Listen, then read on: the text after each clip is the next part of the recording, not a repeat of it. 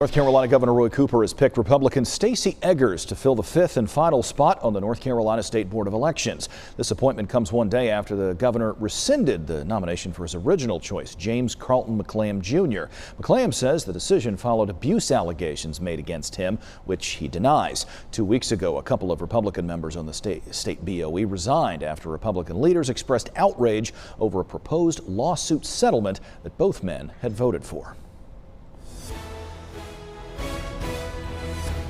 Tonight, President Donald Trump says he is cured of the coronavirus and insists any debate with Joe Biden needs to be in person or not at all. The president's refusing to virtually debate next week, so the status of the next face-off is up in the air. There is no final decision yet, but this afternoon, ABC News announced it'll hold its own town hall with Biden on Thursday, the same day as the next scheduled debate.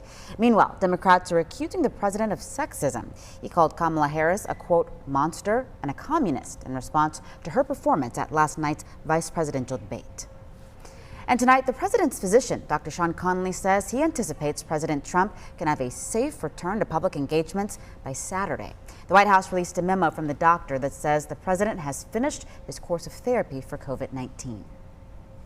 New tonight, a Triad Church held a virtual election forum, bringing in big names to encourage people to participate in the process.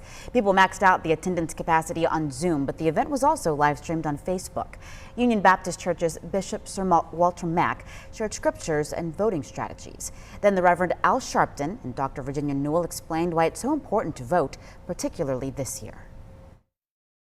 Read the scripture, and you will know that it is our duty to fight evil and wickedness and those that will not stand up for those that need refuge, those that need food, clothing, shelter.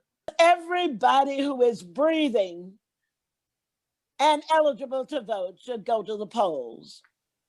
We are living in a time that we need to vote. We have evil above us. We see it, we hear it, and other people talk about it.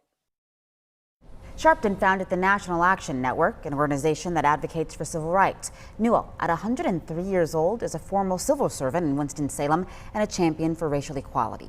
Next week, Judge Greg Mathis will join the forum to speak on the legacy and the legality of voting. A reminder, tomorrow is the deadline to register to vote in North Carolina, but you can still do same-day registration during the early voting period. It begins next Friday and runs through October 31st.